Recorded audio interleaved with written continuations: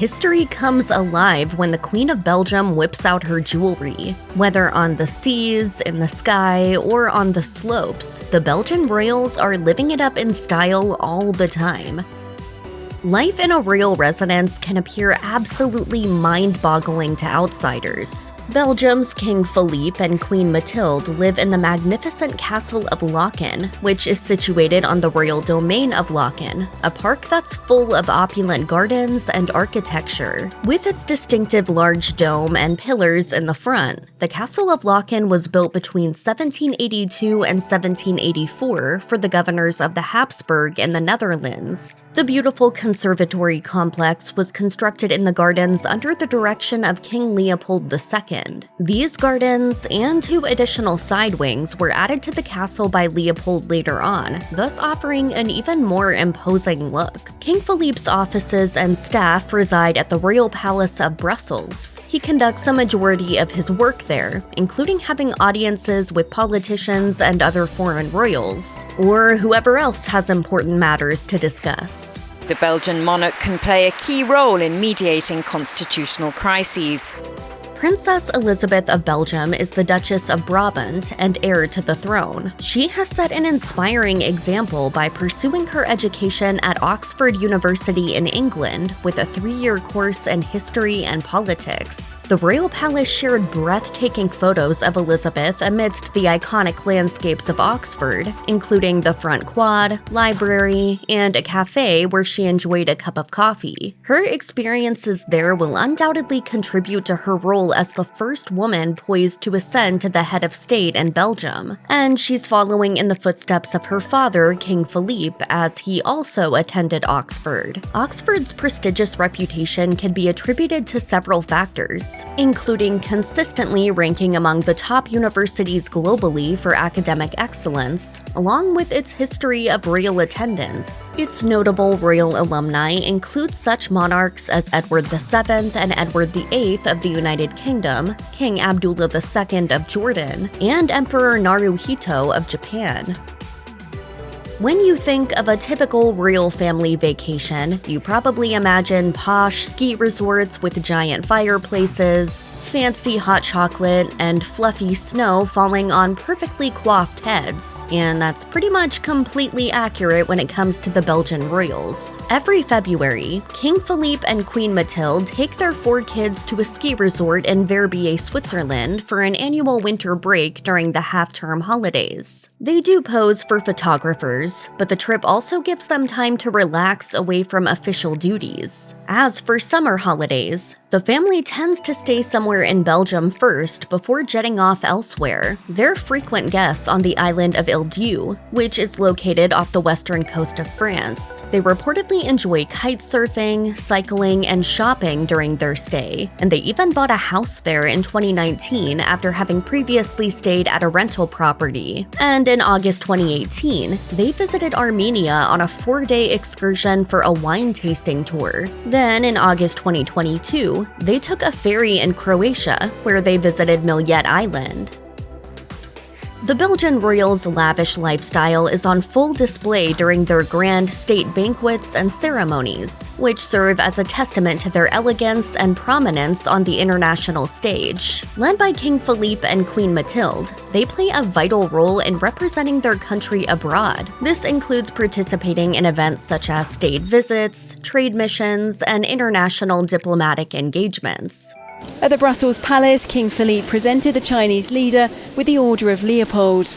One notable event was the November 2016 visit by Philippe and Mathilde to the Netherlands. This included a ceremonial inspection of the Guard of Honor and a lavish reception at the Royal Palace in Amsterdam, attended by both Dutch and Belgian dignitaries. The Belgian royal family returned the favor when they welcomed the Dutch King and Queen to their home country in June 2023, where they hosted a state banquet in their honor. Mathilde pulled out all the stops, opting for an ice icy blue Armani Privé gown and a matching Giorgio Armani clutch. She also showed off the diadem of the 9 provinces, a tiara bestowed to Princess Astrid of Sweden upon marrying King Leopold III. The banquet was held at the castle of Laeken, which was completely decked out for the occasion in massive bouquets of flowers and long-stemmed candles and a white dining room.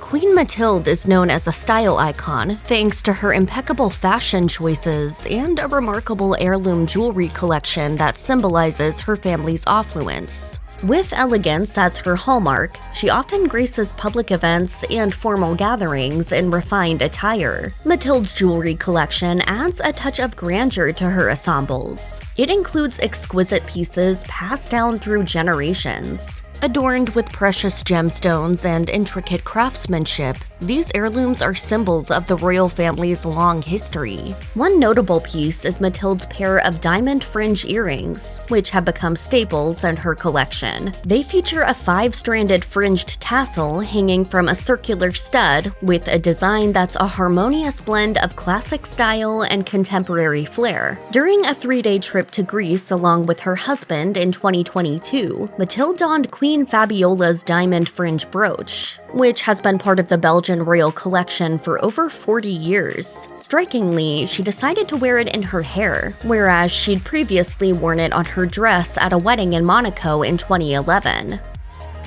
The Belgian royal family's affiliation with the prestigious Alpe 4 royal yacht reflects a chapter of opulence and leisure in their personal history. Acquired in 2009 for 4.6 million euros, this luxurious vessel served as a symbol of extravagance during the reign of Belgium's former monarch, King Albert II, and his wife, Queen Paula. The Alpe 4 offered the royal couple a lavish retreat on the water with its 4 bedrooms and accommodations for up to 12 guests. Now, who should I take?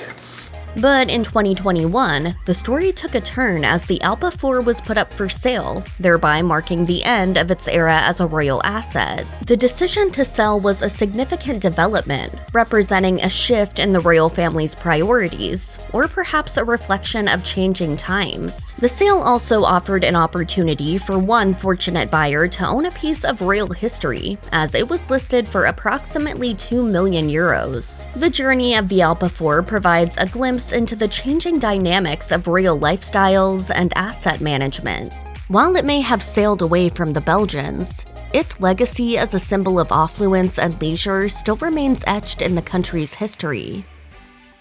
The Belgian royals have consistently demonstrated their commitment to social responsibility through a range of charitable initiatives and philanthropic causes. These efforts play a pivotal role in addressing social needs and fostering positive change within Belgium and beyond. Queen Mathilde in particular maintains close contact with various segments of the population, ensuring that she stays informed about their needs and requirements. This direct engagement allows the royal family to understand the challenges faced by their fellow Belgians and to identify opportunities where their support can make a meaningful impact. There are several initiatives from the Belgian royal family that truly get to the heart of society. These include Child Focus, the Foundation for Missing and Sexually Exploited Children, the Queen Paula Foundation, primarily operating in the field of education, and the Queen Mathilde Fund, paying special heed to the most vulnerable people in our society. While charitable initiatives don't necessarily scream lavish, they do point to a certain kind of wealth that the average person certainly isn't able to provide, and the Belgian royals definitely make an effort to put their names and money towards good causes.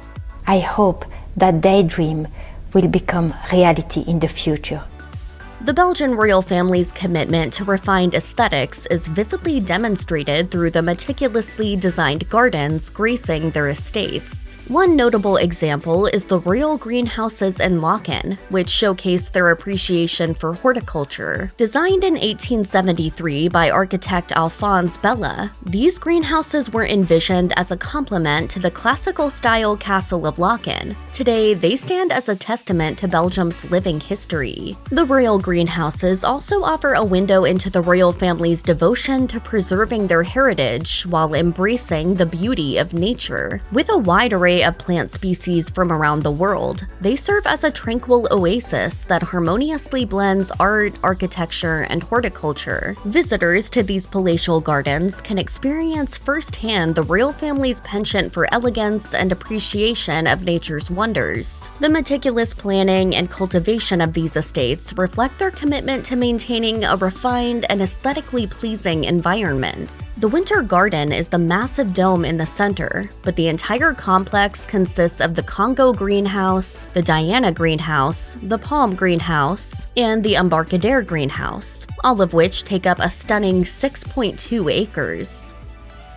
Does anything scream a lavish lifestyle more than a private jet? With that in mind, it should come as no surprise that the Belgian royal family is no stranger to the world of exclusive aircrafts. Among the notable private jets they've had access to is the Dassault Falcon 7X, a 3-engine long-range corporate craft capable of accommodating between 12 and 16 passengers. This choice aligns with the family's need for seamless travel, particularly for official engagements, state visits, and personal trips. Private jets like the Falcon 7X offer a level of flexibility and exclusivity that perfectly suits their lifestyle. With its extended range and spacious cabin, this aircraft provides the Belgian royals with the freedom to travel non-stop on long-haul journeys, ensuring both comfort and efficiency.